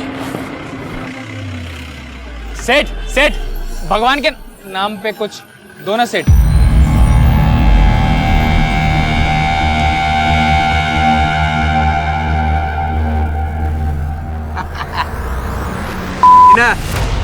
अबे आग। अरे नगीना तू, ए कालू लाली, इधर आओ इधर आओ। अरे ये क्या है? हट, छी। 10,000 रुपए का शर्ट है। और ये क्या है? हाथी का दांत है, हाथी का दांत। हाथी का दांत? अबे हाथी के छोटे बच्चे का दांत। जा। अच्छा। अबे तेरा नगीना ना अभी किसी की किस्मत का नगीना बन गया है। उसको भी चमका दिया और खुद भी चमक गया। कौन है वो जिसको चमका दिया बे तूने? सर, जिस घर में हमें जली हुई लाशें मिली, उस घर के मालिक विक्रांत पाठक का फोन दिल्ली के मुखर्जी नगर में बंद हुआ था, और हमने उसके रिश्तेदारों और दोस्तों से भी पूछताछ की, लेकिन कोई क्लू नहीं मिल पाया कि वो छिपा कहाँ पे। मकान मालिक और किराएदार के अलावा पाठक और देविका के बीच में कोई और कनेक्शन? सर, फिलहाल ऐसा कोई कनेक्शन सामने नहीं आया, और ना ये पता चल पाया कि दूसरी जली हुई लाश किस आदमी की है। लेकिन देविका के बैंक अकाउंट से कोई ना कोई फ़ोन नंबर तो लिंक होगा। उस नंबर की डिटेल्स निकला, शायद कोई क्लू मिले। और ये मकान मालिक पाठक, इसे हाजिर करो। एक बार ये मकान मालिक हमारे हाथ में आ गया तो हमें सर, पोस्टमार्टम रिपोर्ट के मुताबिक देविका और उस आदमी को पहले नशीली दवा देकर बेहोश किया गया। घर से मिले ग्लासेस में फ्रूट जूस के साथ साथ दवा के ट्रेसेस भी मिले। बेहोश करने के बाद उनके हाथ पैर बांधकर दोनों को जला दिया गया। बच्ची की मौत धुएं से सफोकेशन की वजह से हुई। मरने के बाद उसे गाड़ा गया। एक मर्द, एक औरत और एक बच्ची, देखने में तो फैमिली लगती है, पर ये फैमिली थी या नहीं थी इसके लिए इन तीनों का डीएनए टेस्ट करवाना हो। पर मारने से पहले इन दोनों को जूस में बेहोशी की दवा पिलाई गई, तो मतलब साफ ये काम किसी जान पहचान वाले का ही है। अब ये जान पहचान वाला या तो देविका की पहचान का होगा या उस आदमी की।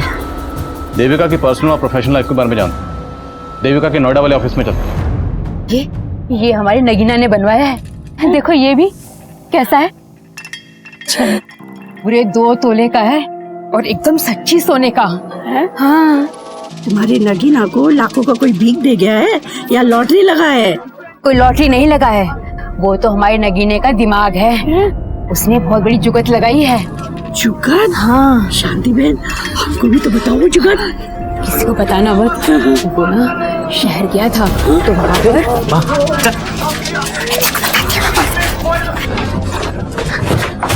ये क्या बेवकूफी कर रही है? किसी को पता चल गया तो कितना बड़ा आफत आ जाएगा, तेरे को मालूम है क्या? अरे तू ही तो बोला था कि आफत उसको आएगा जिसने तुझको इतना पैसा दिया। जरा उठा उठा के ना तेरे दिमाग में कचरा ही भर गया है माँ। भी अपना मुंह बंद रख, समझी? जो मैं बोलता हूँ वही कर।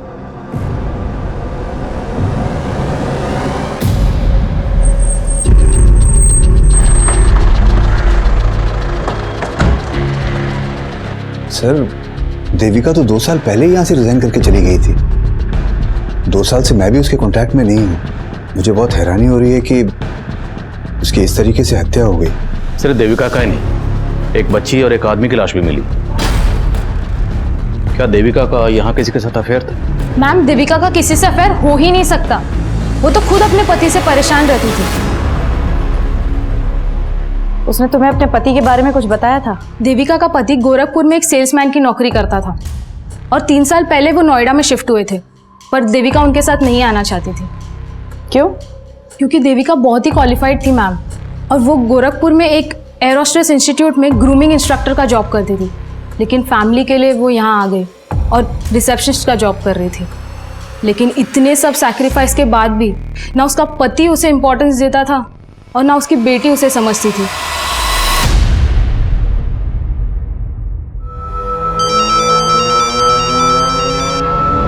सर, उस घर के मालिक विक्रांत पाठक के उसके एक वर्कर के घर में छिपे होने की लीड मिली है।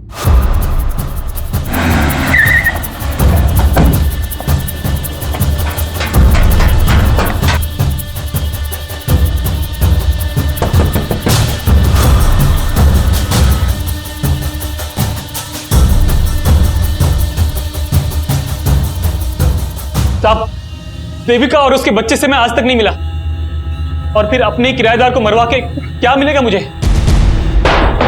एक चशमदीद ने उसी घर के पिछले हिस्से में तुझे गड्ढा खोदते हुए देखा। वो तो 3 महीने पुरानी बात है साहब। 3 महीने पहले? तो 3 महीने पहले भी किसी को मारा था? नहीं साहब, किसी इंसान को नहीं। मैंने गड्ढे में अपना मरा हुआ कुत्ता गाड़ा था। कुत्ता?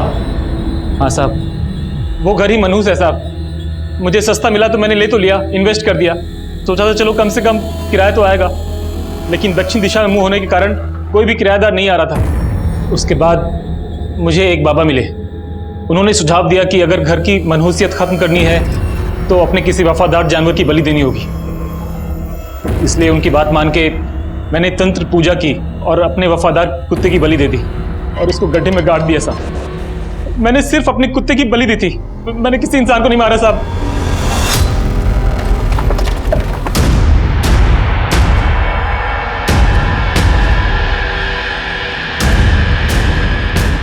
सर, मैंने यहीं पे गाड़ा था।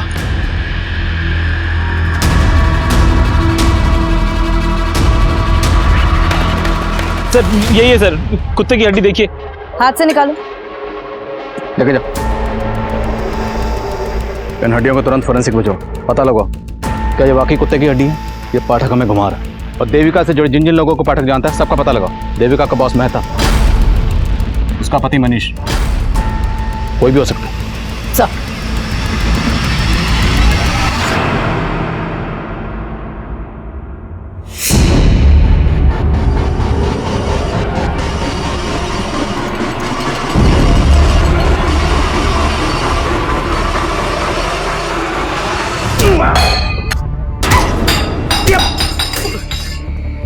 क्या कर रही है तू? आपने मारा ना मेरी मम्मी को, इसलिए उस दिन बोले थे ना कि मम्मा वापस नहीं आएगी। तू? आपको मैं छोड़ूंगी नहीं। रिया! रिया! तू क्या कर रही है? मैं आपको छोड़ूंगी नहीं पापा। तेरी हरकतें मैं अभी ठीक करता हूँ, अभी ठीक करता हूँ। चुप कर। आपने मेरी मम्मी को मारा है। मैंने उन्हें मारा। सबके सामने आपको एक्सपोज कर दूंगी। खोलो पापा, यू आर अ किलर। यहीं अंदर पड़ी रह तू। चुप कर, एकदम चुप चुप।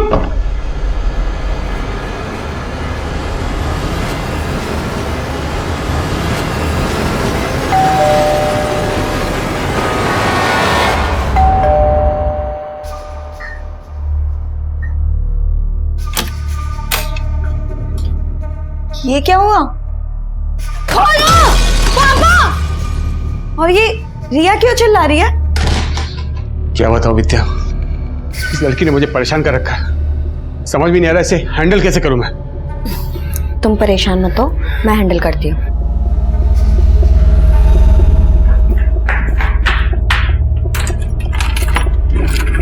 रिया,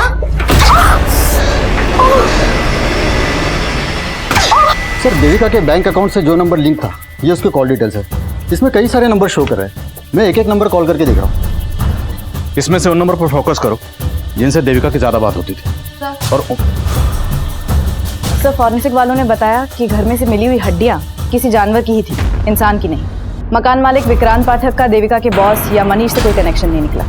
लेकिन हाँ सर, मनीष का एक छोटा भाई है नीरज, और घर की दीवार पे भी लिखा हुआ था। तो ये मनीष का छोटा भाई नीरज गायब है? गायब तो नहीं है सर।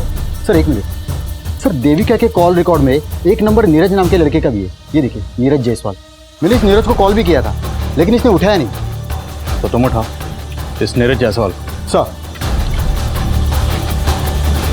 वैसे मैं हर साल एक नई और महंगी गाड़ी लेता हूं, तुम्हारी इस पुरानी गाड़ी का ये नंबर प्लेट मुझे बहुत पसंद आया। कितना लेगा? क्या ये नंबर प्लेट का? अरे नंबर प्लेट का नहीं भाई, पूरी गाड़ी का। आपके लिए 3 लाख रुपए। अच्छा अच्छा ठीक है। चल चल टेस्ट ड्राइव दे। हाँ हाँ टेस्ट ड्राइव दे। जाओ जाओ। भाग रहा है, चल चल पकड़ पकड़ चल चल। साला रुको, साला फिर भाग गया। इस बार हाथ लगाना, साले की सारी रईसी निकाल दूंगा। आओ, मनीष के छोटे भाई नीरज, नीरज नहीं निर्लज है तो अपनी भाभी को बेहोश किया, हाथ पैर बांधे और फिर जलाकर मार दिया। उसके बाद दीवार पर लिख कर गया। सर मैंने कुछ नहीं लिखा सर, लिखा तो उन्होंने मेरी किस्मत में कि मैं उनका भाई हूं। किसने? तेरे भाई ने? ये सब तेरे भाई मनीष ने किया? कर भी सकता है सर, उन्हें सिर्फ भाभी से नहीं मुझसे भी प्रॉब्लम थी, सिर्फ इसलिए क्योंकि मैं भाभी की बात समझता था। तंग आ गई थी भाभी मेरे भाई से। सर मैं तो कहता था भाभी से कि भाभी अगर ऐसा है तो आप छोड़ क्यों नहीं देती उन्हें, आप क्यों सह रही हो ये सब? प्रॉब्लम सिर्फ मनीष में नहीं है नीरज, प्रॉब्लम मेरी बहन में भी है। मैं सिर्फ और सिर्फ रिया के लिए रुकी हूँ। जब वो मुझे समझने लग जाएगी मैं उसे लेके हमेशा के लिए चली जाऊंगी। लेकिन सर रिया को विद्या ने अपने फेवर में कर रखा था पूरी तरीके से। वो विद्या और मेरा भाई मनीष, उन दोनों ने मजबूर किया मेरी भाभी को और इसलिए उन्होंने अपनी बेटी को छोड़ा सर। तब तो तू ये भी जानता होगा कि देविका कहाँ रहती थी? उन्होंने अपना नया नंबर मुझे दिया था, इसलिए कभी कभी मेरी बात हो जाती थी उनसे। लेकिन सर भाभी ने मुझे कभी नहीं बताया कि वो कहाँ रह रही थी। कभी कभी बात होती थी तो बातों में ये तो बताया होगा तेरी भाभी ने कि वो आदमी कौन था जिसके साथ वो रह रही थी। सर मुझे कुछ नहीं पता इस बारे में सर, और सर आप मुझ पे शक करके गलती कर रहे हैं। ये सब मेरा भाई मनीष और वो भाभी की छोटी बहन विद्या, ये उन दोनों का रचा हुआ पूरा प्लान है सर। भाभी के जाते उन दोनों ने शादी भी कर ली थी। साली साली रहती तो अच्छा था, साली जब घरवाली बनती है यही कांड होते हैं। तो तुम क्या चाहते थे? बिना किसी रिश्ते के सोती रहती तुम्हारे साथ? तो अब रिश्ता जोड़ा है तो भुगत। कहती थी रिया की मां बनूंगी तो सब कुछ संभाल लूंगी। क्या खाक संभाला तुमने? हमारे सर भी फोड़ रही है और किस्मत भी।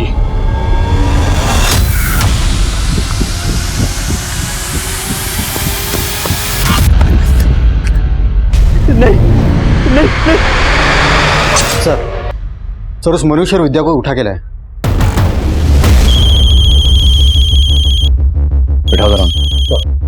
जैन सर। जी सर। ठीक है सर, मैं अपडेट करता हूँ आपको। सर, देविका के कॉल रिकॉर्ड्स में एक ऐसा नंबर मिला है जो कंटिन्यूसली स्विच ऑफ जा रहा है। किसका नंबर है ये? सुरेश तिवारी। इसका फोन हत्या वाली रात उस घर के एरिया में बंद हुआ जहां से लाशें मिली थी। नंबर कहाँ का है? मेरठ। तुरंत मेरठ निकलो, उठाओ इसे।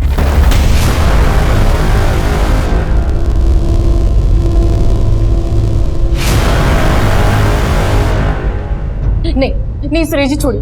नहीं हर्षा, हमारे पास अभी कोई चारा नहीं बचा हर्षा। वो आदमी हमें जीने नहीं देगा। हम उसका टॉर्चर सह के नहीं, हम इस रस्सी पे लटक कर मर जाएंगे। सुरेश जी मेरी बात तो सुनिए। अगर आप चले गए तो हम दोनों का क्या होगा? हर्षा मुझे पता है कि हमने साथ जीने मरने की कसम खाई थी, लेकिन हम साथ जी नहीं सकते तो कम से कम साथ मर तो सकते हैं। हम नहीं मर सकते। ठीक है। क्या कर रहे हैं आप? सुरेश जी मेरी बात सुनिए, छोड़िए उसको।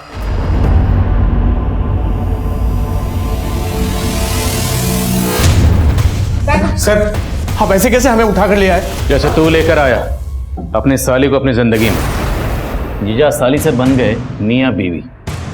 फिर आखिर ऐसा क्या हुआ कि नौबत एक दूसरे का सर फोड़ने तक आ गई?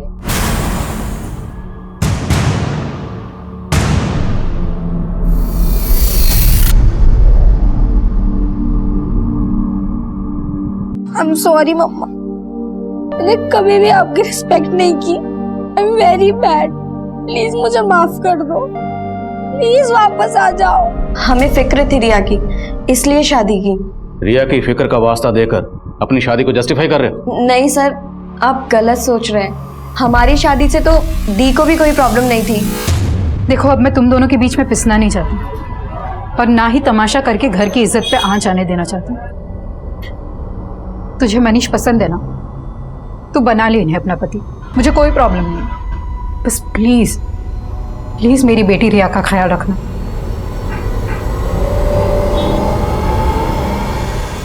अचानक से खुद से कहीं चली गई। अचानक से चली गई या तुम दोनों ने इसे जाने के लिए मजबूर कर दिया? सर हम मानते हैं कि हमसे भूल जरूर हुई है, और इस आदमी से शादी करके तो मैं भी दीदी की तरह पछता रही हूँ। पर पछता तो मैं रहा हूँ सर इससे शादी करके, और रिया भी तुम्हें माँ बनाए कभी खुश नहीं रही।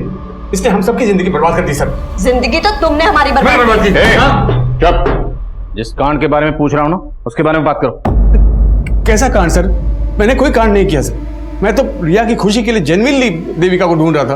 तुम देविका को ढूंढ रहे थे और तुम्हारा छोटा भाई नीरज और लगातार देविका के टच में था। क्या? तेरी नौटंकी तेरे घर पे देख चुका हूँ।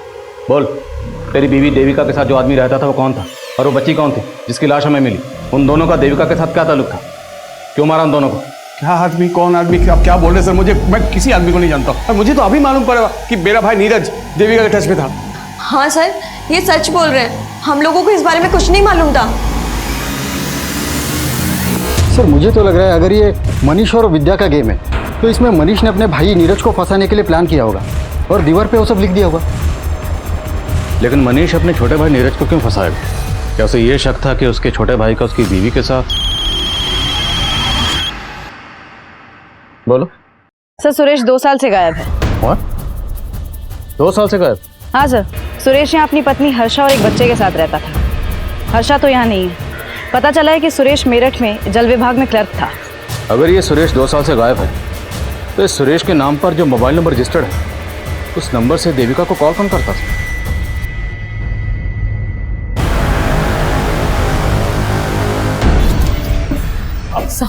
आप फिर से आ गई? आपसे बोला ना जैसे ही आपके पति का पता चलेगा आपको बुला लेंगे। वो शायद नहीं मिलेंगे साहब, उन्होंने आत्महत्या कर ली होगी। क्या? तुम तो पहले बोल रही थी सुरेश लापता है, अब बोल रही उसने आत्महत्या कर लिया। ये लगा के रखा तुमने? साहब एक बात हम आपको पहले बताए नहीं थे, 2 साल पहले ऐसे ही अपने बॉस से तंग आकर उन्होंने आत्महत्या करने की कोशिश की थी। नहीं देखिए, आप ऐसा नहीं कर सकते। अगर आपका बॉस आपको तंग करता है तो आप उसकी शिकायत अपने बड़े अफसर से कीजिए। क्यों आप हमको अनाथ करके जाना चाहते हैं? हमारी बात कोई नहीं सुनेगा हर्षा, हमारे बॉस ने सबको अपने खिलाफ कर दिया। कौन बॉस? वो विनायक मिश्रा।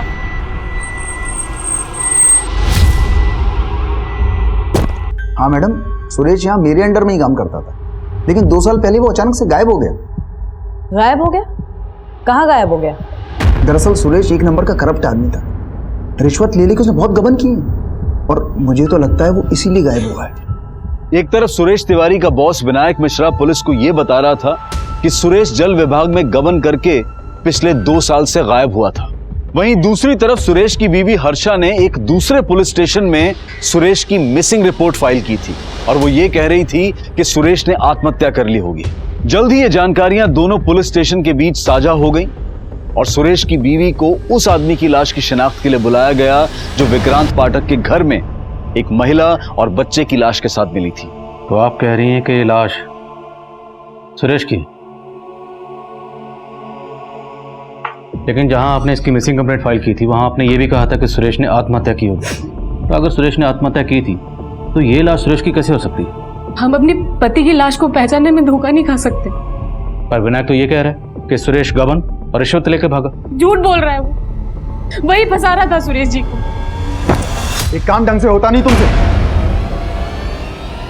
सर पर हमारी गलती क्या है तो बताइए। विनायक बहुत नीचा दिखाता था सुरेश जी को, सारे स्टाफ के बीच में डांट देता। साहब विनायक इसी ताक में रहता था कि कब वो सुरेश जी को काम से निकलवा दे और अपने एक रिश्तेदार को रख ले। और साहब सुरेश जी से एक गलती भी हो गई थी, उसी का फायदा उठा के उनके ऊपर रिश्वत लेने का और गबन का इल्जाम लगा दी। तो सुरेश से आखिर ऐसी क्या गलती हुई थी? साहब इन्होंने आत्महत्या तो नहीं की थी, लेकिन उससे पहले विनायक को एक सुसाइड लेटर मेल कर दिया था। मैडम वो कुछ मरना वरना नहीं चाहता था, वो मुझको ब्लैकमेल करना चाहता था, वो ईमेल करके। मैं अपने बॉस विनायक की वजह से आत्महत्या कर रहा हूँ? मेरी मौत का जिम्मेदार मेरा बॉस विनायक है। मैडम उसका ईमेल पढ़ के मैं बहुत डर गया था और अगले पल देखा वो ऑफिस में था। तुमने ईमेल के बारे में पहले क्यों नहीं बताया? मैडम जब से पता लगा वो गायब हो गया है मुझे डर था कि वो ईमेल किसी के हाथ में लग जाए। डर इसलिए गए थे क्योंकि उसकी हत्या में तुम्हारा हाथ है। मैडम मैं सच कह, उसके साथ एक औरत देविका का भी मर्डर हुआ और इसकी बच्ची का भी। तुमने ही किया है ना? मैडम मैं सच कह रहा हूँ, मैं इनको जानता भी नहीं हूँ। आप कह रही हैं कि आप इस देविका को नहीं जानते, पर यह दावा कर रही हैं कि इस देविका के साथ हमें जिस आदमी की लाश मिली वो आपके पति सुरेश की लाश है। तो अचानक 2 साल बाद आप अपने पति की आत्महत्या की खबर देने पुलिस स्टेशन क्यों गए? क्योंकि 2 साल से सुरेश जी हमारे संपर्क में थे। वो भागे जरूर थे 2 साल पहले विनायक से डर के, लेकिन बीच बीच में चोरी छिपे हमसे मिलने आया करते थे। फिर अचानक से उन्होंने घर आना बंद कर दिया। उन्होंने जो नया नंबर लिया था वो भी बंद आने लगा। बस इतना पता था कि वो यहाँ शहर में कहीं रहते हैं, तो इसलिए उन्हें ढूंढने आ गए, और जब वो नहीं मिले तो उनकी मिसिंग कंप्लेंट लिखा दी हमने। आपके सुरेश जी ने शायद घर आना इसलिए बंद कर दिया होगा क्योंकि सुरेश ने दूसरा घर बसा लिया था इस देविका के साथ। क्या बात कर रहे हैं साहब आप? वो सपने में भी हमें धोखा देने की नहीं सोच सकते।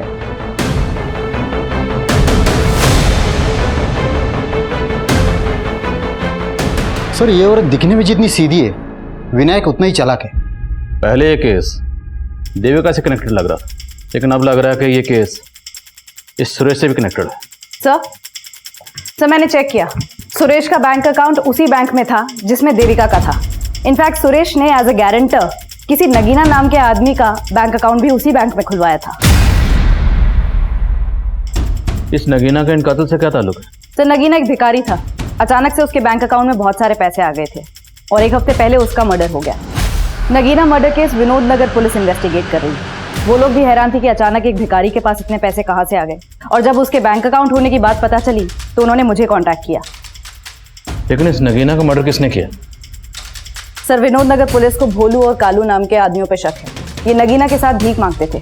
लेकिन सुरेश एक भिखारी का बैंक अकाउंट खुलवाने के लिए उसका गारंटर क्यों बनेगा? और भिखारी के अकाउंट में इतने सारे पैसे, और दोनों का मर्डर भी हो जाता है। इस नगीना का कोई जान पहचान का है? कोई रिश्तेदार कोई भी? नगीना की माँ शांति कचरा बीनने का काम करती है। साहब हमारे नगीना को भोला और कालू ने मारा और अब हमें यहाँ ले आए। तो मैं इसलिए लेकर आए कि तुम्हारे बेटे के पास इतने पैसे कहाँ से आए जो बैंक में अकाउंट खोला, और पहले उसके अकाउंट में लाखों रुपए रहते थे, अब 1 पैसा नहीं। कहाँ गए? बोलो। साहब वो सारा पैसा निकालकर घर में छिपा दिया था।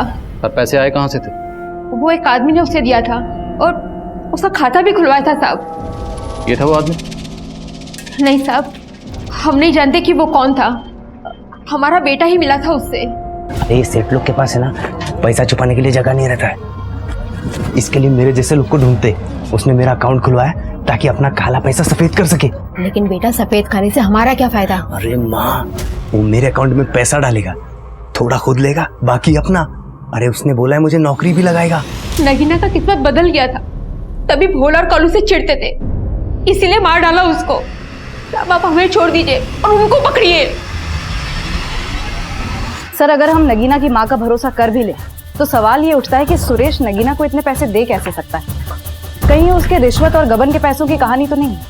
लेकिन सुरेश मर चुका है, तो मुमकिन है ये पूरा का पूरा खेल कोई और ही खेल रहा, और हमें उस खिलाड़ी को ढूंढना है जिसने सुरेश के जरिए नगीना का बैंक अकाउंट खुलवाया। नगीना मर्डर केस सामने आने के बाद साजिश की कई गहरी परतें नजर आ रही थी, जिनके जवाब ढूंढने के लिए पुलिस ने कल्लू और भोलू की तलाश तेज कर दी, और पुलिस के खबरी नेटवर्क ने जल्द ही कल्लू और भोलू की मौजूदा ठिकाने का पता लगा लिया।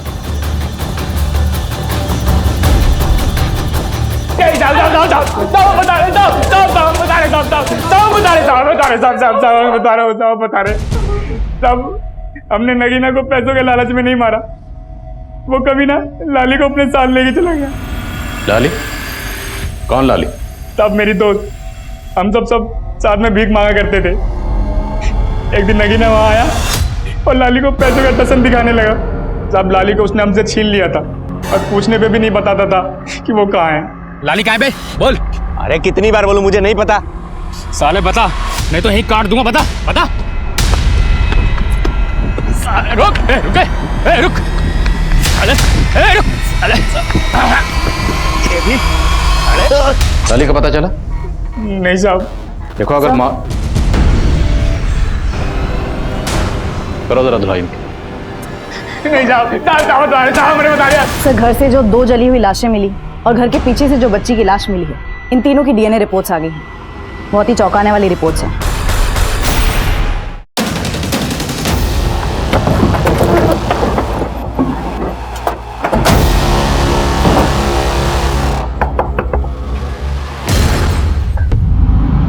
हमसे दूर जा रही हूँ, पर दिल से कभी दूर नहीं होगी। कभी भी मेरी ज़रूरत पड़े तो मुझे याद ज़रूर करना। अरे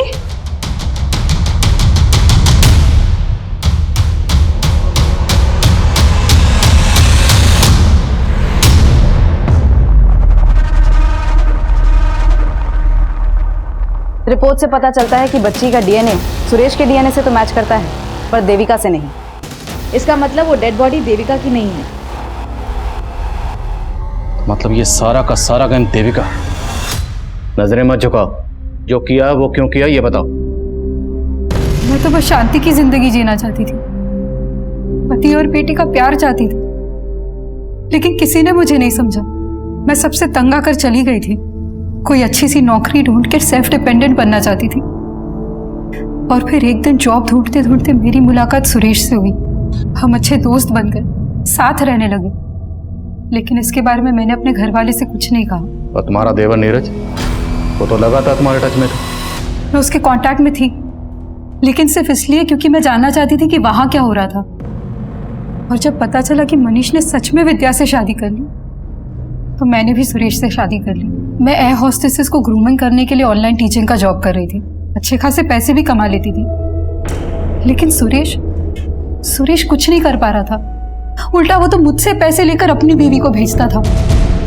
इसलिए उसे छोड़कर अपनी बेटी के साथ उस घर में रहने चली गई। लेकिन वो मुझे ढूंढता हुआ वहां भी आ गया और कहने लगा, देविका ये बेटी मेरी भी है। ये हमारे प्यार की निशानी है देविका। और मैं उस हर्षा से नहीं, मैं सिर्फ तुमसे प्यार करता हूँ। तुम ये सोचो कि मैंने उस हर्षा को छोड़ दिया है। मैंने फिर सुरेश को एक मौका दिया, लेकिन अभी भी उसकी नीयत मेरी कमाई पर ही थी। तुम टेंशन मत लो हर्षा, मैंने सब सेट कर दिया। बस कुछ ही दिनों की बात है, फिर हम वापस साथ रहेंगे। मुझे शक होने लगा कि वो मेरे साथ बहुत बड़ा गेम खेल रहा है। और उस दिन से मैंने उस पर नजर रखना शुरू किया। फिर एक दिन मैंने उसको एक भिखारी के साथ देखा। उसका हूबहू हुलिया अपने जैसा बनवा दिया। मैं उसका सारा प्लान समझ गई थी। वो उस भिखारी को मार के ये साबित करना चाहता था कि वो मेरे साथ मारा गया। सुरेश नगीना को मारना चाहता था? जी सर, पर मैंने उसका ही प्लान उस पर उल्टा चल दिया। फिर मैंने नगीना को पैसे का लालच देकर अपनी कदकाठी की लड़की का इंतजाम करने के लिए कहा। और नगीना भिखारन लाली को तुम्हारे पास लेकर आया। जी आपने अपना नाम नहीं बताया? जी मेरा नाम लालिमा। अच्छा, तुम नहीं ले रही हो? नहीं, मैंने अभी खाना खाया। लालिमा पियो ना।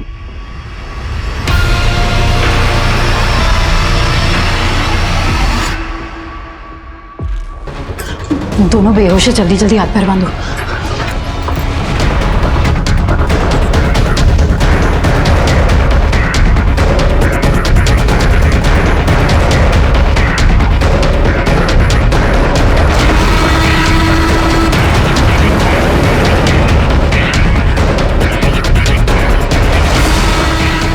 पर तुमने दीवार पर वो सब क्यों लिखा था? मुझे नीरज से पहले कभी कोई शिकायत नहीं थी, लेकिन जानती थी कि जब आप मनीष के भाई तक पहुंचेंगे तो आपको लगेगा कि ये मनीष की ही चाल है। और मैं मनीष को फंसाना चाहती थी, उसे बर्बाद करना चाहती थी। आज सिर्फ और सिर्फ उसी की वजह से मेरी जिंदगी बर्बाद हो गई। तुम्हारी जिंदगी खुद तुम्हारी वजह से बर्बाद हुई।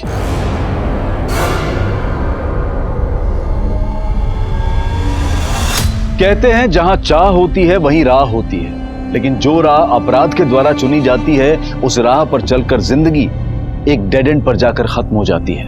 अब मैं अनूप सोनी आपसे विदा लेता हूं, फिर मुलाकात होगी क्राइम पेट्रोल सतर्क के ब्लैक हेडलाइंस अध्याय में एक और नए केस के साथ।